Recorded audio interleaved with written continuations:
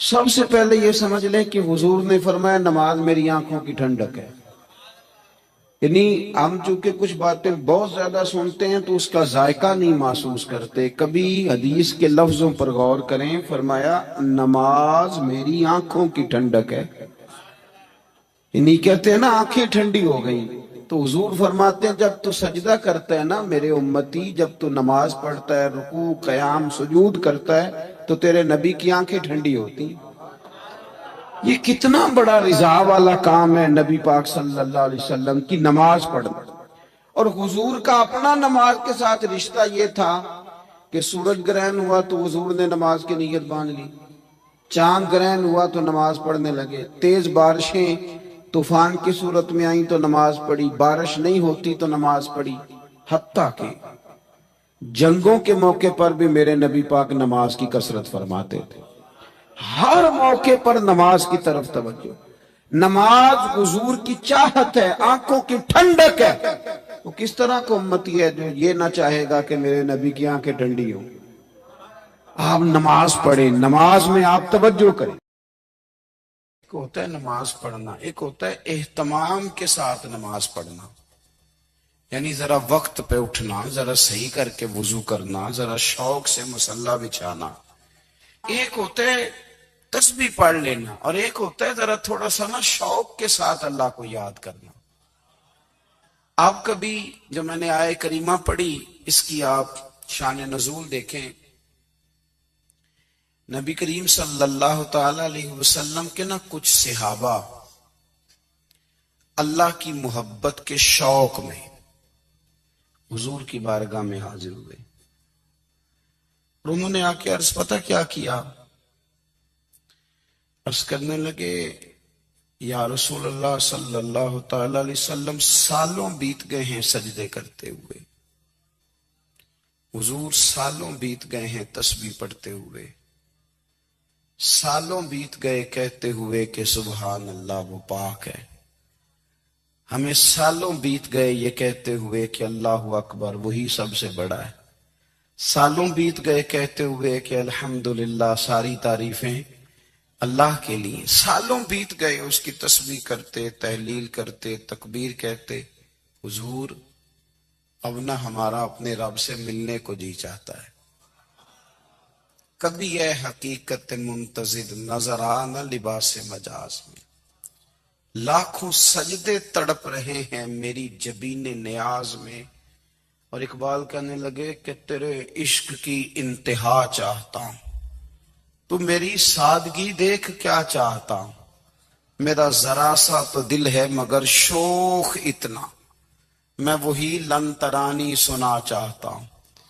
میرا بھی دل کرتا ہے کہ اللہ میں تجھے کہوں میں تجھے دیکھنا چاہتا ہوں جس طرح حضرت موسیٰ کلیم علیہ السلام نے کہا تھا، اور تو مجھے کہے کہ لن ترانی تو نہیں دیکھ سکتا، ذرا سا تو دل ہے مگر شوق اتنا، میں بھی وہی لن ترانی سنا چاہتا ہوں. پھر کہنے لگے بھری بزم میں راز کی بات کہہ دی، بڑا بے ادب ہوں سزا چاہتا ہوں. دیکھو سب لوگوں کے بیچ ہی میں نے یہ کہہ دیا. میرے عزیز صحابہ نا شوق میں، کتنے سارے لوگ ہیں آپ، کتنی ماشاءاللہ بڑی تعداد میں آپ آئیں. ہم بھی کبھی اس شوق میں گئے ہیں کہ ہمارے رب کو دیکھنے کو دل چاہتا ہے،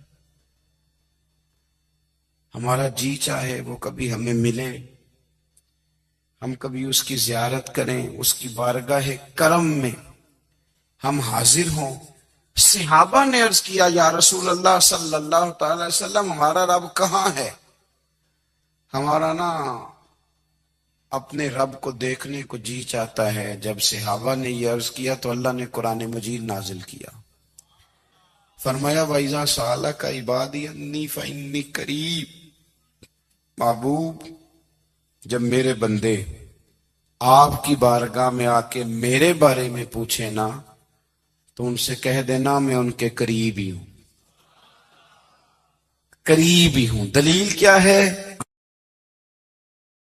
اذا دان، یہ جب بھی مجھ سے دعا مانگیں گے میں ان کی دعاؤں کو قبول فرماؤں گا. میں ان کے قریب ہوں، میں ان کے قریب ہوں. یہ جب بھی دعا مانگیں گے نا میں قبول کروں گا، میں ان کے قریب ہوں۔ اللہ تبارک و تعالیٰ کے بندے اللہ سے محبت کرتے، رب کی بارگاہ میں جھکتے، اس کو اپنے دکھ سناتے، اس کے پیارے محبوب صلی اللہ تعالی علیہ وسلم کا وسیلہ لے کے اس کے حضور حاضر ہو جاتے، پیشانیاں سجدوں سے روشن ہوتی۔ ہم نہ ہر چیز کے لیے وقت نکالتے ہیں، ہر چیز کے لیے، لیکن عبادت کے لیے وقت نہیں نکالتے۔ ہر شے آباد ہے، ہر شے، ہماری فیس بک بھی آباد ہے، واٹس ایپ بھی آباد ہے، ہمارے ٹویٹر بھی آباد ہیں، ہماری ہر چیز آباد ہے۔ سب سے کم آباد ہمارا مصلی رہ گیا ہے، سب سے کم۔ وہ لوگ اب ڈھونڈنے سے ملتے ہیں جن کی بغل میں مصلی ہوتا تھا۔ میرے بھائی، آپ کتنا کو دنیا کے پیچھے بھاگو گے تھکا دے گی، کتنا دولت کے پیچھے بھاگو گے تھکا دے گی۔ آپ جب اپنی زندگی میں جمع تفریق کرو گے نا تو مرتے وقت احساس ہوگا کہ سارا کچھ تو لوگوں کے لیے کیا، اپنے لیے تو کر ہی کچھ نہیں سکے۔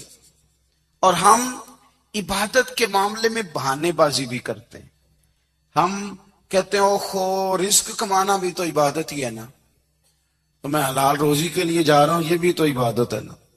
میری طرح کے لوگ کہہ دیتے ہیں کہ میں سویرے اٹھ کے مدرسے میں کچھ اسباق دیکھتا ہوں تو یہ بھی تو عبادت ہے، میں بیان کرنے کے لیے مطالعہ کرتا ہوں تو یہ بھی تو عبادت ہے نا، اتنے لمبے سفر کر کے ملک میں دنیا میں گھومتا ہوں تو یہ بھی تو میں عبادت ہی کر رہا ہوں۔ اب اسپیشل نفلوں کے لیے وقت کس طرح نکلے، اسپیشل کر کے تسبیح میں کیسے چلاؤں، میں سارا کچھ ہم بہانے بنا لیتے ہیں نا۔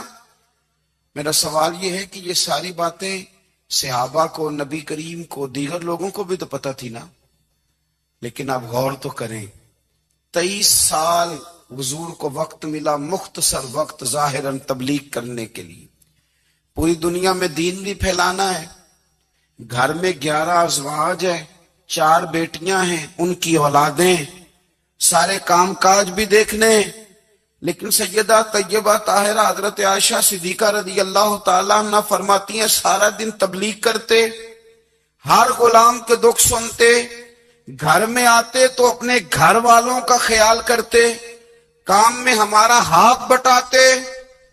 قربان جاؤں، کہتی ہیں زمانہ سارا سو جاتا لیکن آمنہ کے لال مصلی بچھا لیتے۔ دنیا سو گئی، ساری سب سو گئے، جو خدام تھے، وہ جو غلام تھے، وہ سو گئے۔ صحیح مسلم میں لفظ ملیں گے، سیدہ پاک فرماتی ہیں او میرے نبی کے غلاموں، میں نے یہ رنگ بھی دیکھا ہے کہ حضور نے اتنا کھڑے رہے، اتنا قیام کیا، اتنا قیام کیا کہ مقدس پیروں میں ورم آ گئے، سوج گئے پیر، اتنے بڑے۔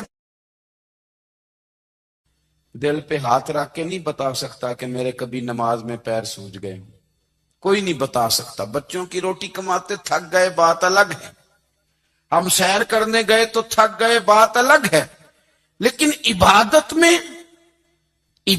میں یہ بھی تو مسلم شریف ہے نا، یہ بھی تو دین ہے نا، یہ بھی تو حضور کی سنت ہے، یہ بھی تو وہ چیز ہے جو کریم کی آنکھوں کی ٹھنڈک ہے۔ سیدہ فرماتی ہیں پیروں میں ورم آ گئے، اور ساری رات ہی حضور نے نماز پڑھی اور ایک ہی آیت بار بار دہرائی۔ مسجد نبوی میں بلال حبشی نے فجر کی اذان دے دی اور حضور ابھی مصلی پہ تھے، کریم فارغ ہوئے، میں نے عرض کی یا رسول اللہ صلی اللہ علیہ وسلم، آپ کے تو صدقے اللہ اگلے پچھلوں کے گناہ معاف کرے گا، تو آپ اتنی آہوزاری کیوں فرماتے ہیں؟ آپ تو شفیع ہیں، آپ تو انبیاء کے امام ہیں۔ تو حضور نے فرمایا عائشہ تم نے گنوایا ہے نا میرے اللہ کی مجھ پر کتنی رحمت ہے، افلا اکون عبدا شکورا، فرمایا اگر اس نے اتنی نعمتیں دی ہیں تو کیا میں اس کا شکر گزار بندہ نہ بنوں، میں شکر گزار بندہ نہ بنوں اس کا؟ پھر اگر اتنی نعمتیں اس نے دی ہیں، مجھے اتنا نوازا ہے، تو پھر میں اس کے سامنے سجدے نہ کروں؟ او میرے بھائی، بڑے قابل فخر لوگ ہیں ہم کہ ہم نبی پاک کے غلام ہیں۔ ہم قابل فخر ہیں کہ نبی کریم کے غلام ہیں. کیا کبھی اس غلامی کے شکرانے میں بھی 2 نفل پڑھے کہ یا اللہ تیرا شکر ہے تو نے ہمیں حضور کا غلام بنایا ہے؟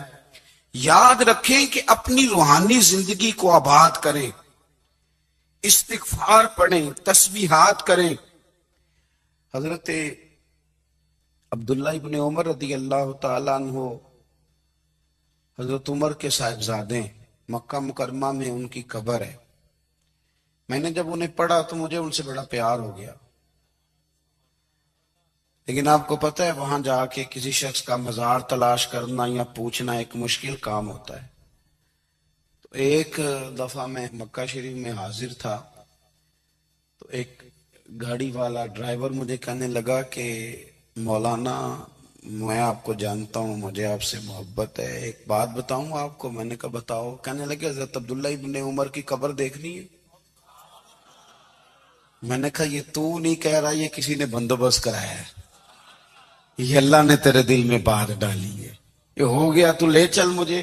حضرت عبداللہ ابن عمر کو نبی پاک نے فرمایا تھا راجل صالح، یہ نیک بندہ ہے، یہ متقی آدمی. حضرت عبداللہ ابن عمر رضی اللہ تعالیٰ عنہ سیدنا فاروق اعظم رضی اللہ تعالیٰ عنہ کے صاحبزادے ہیں، اور ان کی ہمشیرہ سیدہ حفصہ رضی اللہ تعالیٰ عنہ حضور کی زوجہ محترمہ. ایک دن اپنی ہمشیرہ سے کہنے لگے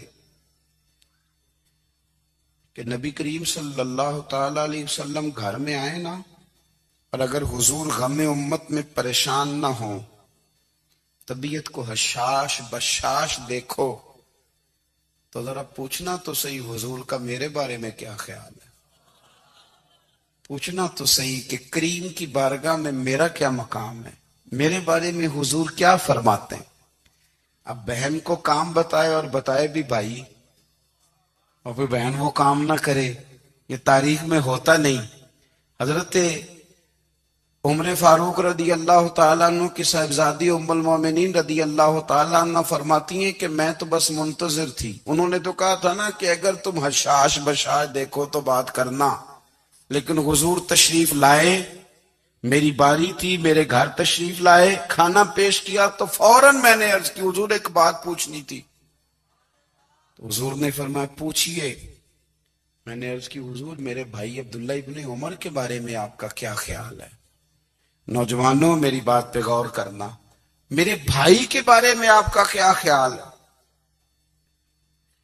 تو نبی کریم صلی اللہ تعالی علیہ وآلہ وسلم نے میری طرف دیکھا، اور پھر حضور زیر لب تھوڑا مسکرائے. اور بریلی کے امام کہتے ہیں کہ حضور مسکرا دیتے تھے نا تو جو بڑا دکھی ہوتا تھا وہ بھی ہنس پڑتا تھا. اب سوال پیدا ہوتا تھا کہ پھر تو اس مسکراہٹ کے لیے انتظار کرنا پڑتا ہوگا کئی مہینے کے حضور مسکرائیں تو رونے والے ہنسیں. تو اعلیٰ حضرت فرماتے نہیں، انتظار نہیں کرنا پڑتا، یہ مسکراتے رہنا تو حضور کی عادت ہے. جس کی تسکین سے روتے ہوئے ہنس پڑے اس تبسم کی عادت پہ لاکھوں سلام. یعنی یہ تو عادت ہے حضور کی مسکراتے رہنا، اس کے لیے انتظار نہیں کرنا پڑتا. بھائیو آپ خیال رکھیں گے، غور کریں گے. حضرت عبداللہ ابن عمر رضی اللہ تعالیٰ عنہ کے بارے میں پوچھا تو سیدہ فرماتی ہیں کہ نبی کریم صلی اللہ تعالیٰ علیہ وسلم نہ زیر لب مسکرائے اور فرمایا حفصہ تیرا بھائی ہے تو اچھا، لیکن میں نے سنا ہے کہ عشاء کی نماز پڑھتا ہے تو فجر تک سویا ہی رہتا ہے. او نوجوانوں، 10 بجے تک سونے کی بات نہیں ہوئی، 9 بجے تک سونے کی بات نہیں ہوئی، 11 بجے اٹھنے کی بات نہیں. حضور فرمانے لگے میں نے سنا ہے کہ عشاء کی نماز پڑھ کے سو جاتا ہے اور فجر تک سویا ہی رہتا ہے، اسے چاہیے کہ تہجد کے وقت اٹھا کرے، اللہ کی بارگاہ میں حاضر ہوا کرے، آہوزاری کرے، سجدے کرے، عبادت کرے. اٹھتا ہے اور فجر میں جا کے اٹھتا ہے. حضرت جناب حفصہ رضی اللہ تعالیٰ عنہ کہتی ہے میں نے جناب عبداللہ ابن عمر کو پیغام دیا اور میں نے کہا میرے جوان بھائی سن. نبی پاک نے فرمایا ہے تو اچھا پر تہجد میں نہیں اٹھتا، نفل نہیں پڑھتا.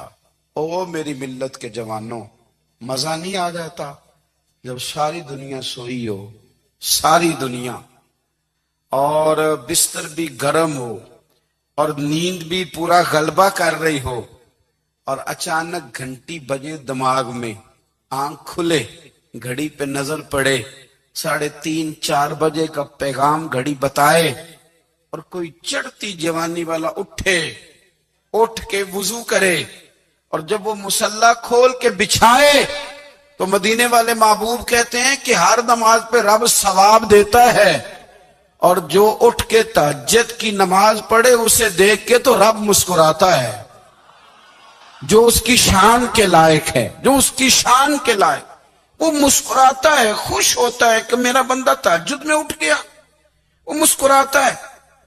کاش ہماری صبحیں کبھی اپنے مالک کے نام ہو جائیں، کاش کے صبح حضرت ابو الحسن رحمت اللہ تعالی علیہ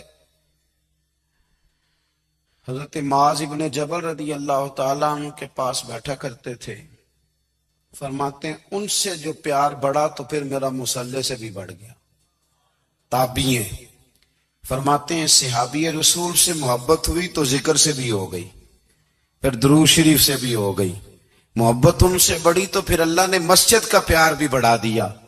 آپ فرماتے ہیں کہ میری ہر وقت طبیعت چاہتی تھی کہ بس اللہ اللہ کروں، بس اللہ اللہ کروں، بس نہ میں ذرا تھوڑی جان چھڑاؤں لوگوں سے، کوئی 10 منٹ ملے تو میں کوئی 4 نفل پڑھ لوں، میں تھوڑا سا نہ بچوں لوگوں سے، اور مجھے تسبیح ملے تو میں نہ کچھ 400-500 دفعہ استغفار پڑھوں، سبحان اللہ، الحمدللہ، اللہ اکبر، لا حول ولا قوت الا باللہ، میں نہ تسبیحات پڑھوں۔ فرماتے ہیں کہ بچے تھے گھر میں 6-7، غربت تھی، کام ملتا کوئی نہیں تھا، اور میں کام چور نہیں تھا، کام ڈھونڈتا تھا، پر اللہ کی قدرت کے کام نہیں ملتا تھا۔ فرماتے ہیں کہ میں نے ایک دن اپنی اہلیہ سے کہا کہ آج میں پھر جاتا ہوں کام ڈھونڈنے، تو میری بیوی بڑی فرما بردار تھی، پر اس دن نہ غربت کے ہاتھوں تنگ آ کے کہنے لگی آج نانا کوئی تو چیز لے کے آیا، تو مجھ سے بچوں کی بھوک نہیں دیکھی جاتی ہے، سب روگاں دا روگ محمد جس دا نام غریبی، کنڈ بلا کے لنگ جاندے نہیں دوست یار قریبی، آج نہ کچھ لے کے آیا تو میں بچے لے کے چلی جاؤں گی۔ شیخ فرماتے ہیں کہ میں بڑا پریشان گھر سے نکلا، پر میں نے صبح سے لے کے زور تک کام ڈھونڈا، کام ملا کوئی نہیں، تو میرے دل میں خیال آیا چلو کام نہیں ملتا تو اللہ اللہ تو کرے نا، چلو بندوں کی مزدوری نہیں ملتی تو رب کریم کی عبادت ہی کرتے ہیں۔ فرماتے ہیں کہ میں نے نا فرات کے پانی سے وضو کیا، نہر کے، شدید دھوپ تھی، ساتھ ریت تھی اور ریت تپ رہی تھی، میں نے اپنا رومال وہیں مصلی کے طور پر بچھا لیا، اور فرماتے ہیں کہ زور سے لے کر عصر تک نماز پڑھی، دھوپ بھی پورے زور پہ، پر میرے سجدے کا ذوق بھی پورے زور پہ۔ فرماتے ہیں سورج بھی چمک رہا ہے اور رب کی عبادت کا ذوق بھی پورے زور پہ، میں سجدہ کروں تو پھر میرا اٹھانے کو جی نہ چاہے۔ میرے استاد لکھا کرتے تھے، یہ ان کا شعر ہے، وہ کہا کرتے تھے مجھے سوز دے، مجھے ساز دے، اور مجھے نیم شب کا نیاز دے، دم سجدہ خود کو میں توڑ دوں، مجھے ایسا ذوق نماز دے، اور میں تیری بہار کا پھول ہوں، میں کھلا بھی ہوں تو تیرے لیے، مجھے میری شاخ سے توڑ لے، مجھے اپنی زلف کا ناز دے۔ بھائی فرماتے ہیں کہ عصر تک میں نے نفل پڑھے، دل ڈھلنے لگا، عصر کی نماز پڑھی اور میں وہاں سے چلا۔ اب میں جب نکلنے لگا تو دل میں خیال آیا کہ چھوٹی چھوٹی دیواریں ہیں گھر کی، بغیر کچھ لیے جاؤں گا تو بیوی دور سے دیکھے گی تو شور کرے گی کہ پھر خالی ہاتھ آ گیا ہے۔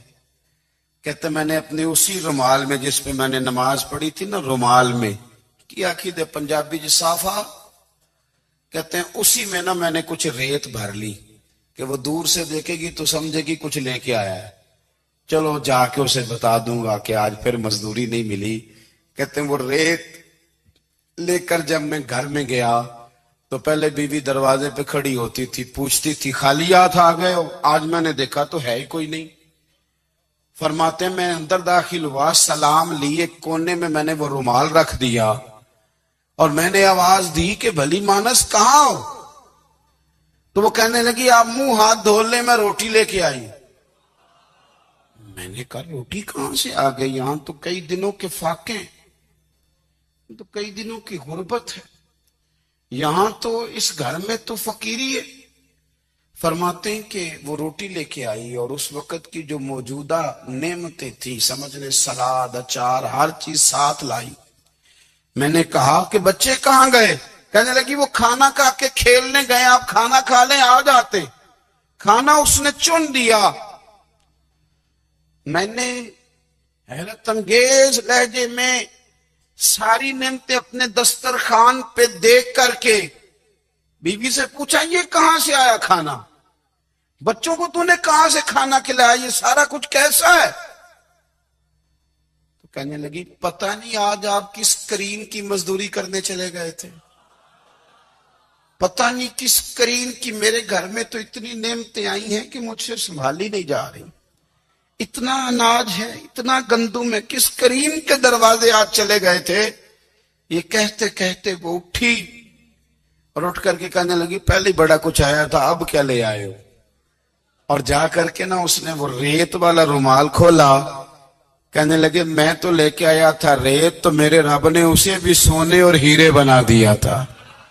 جب آپ کی توجہ اللہ کی جانی، میرے نبی پاک صلی اللہ تعالی علیہ وسلم نے فرمایا ہر چیز اپنے رب سے مانگ، ہر چیز مانگ، ہر چیز مانگ۔ یا رسول اللہ کیا کچھ؟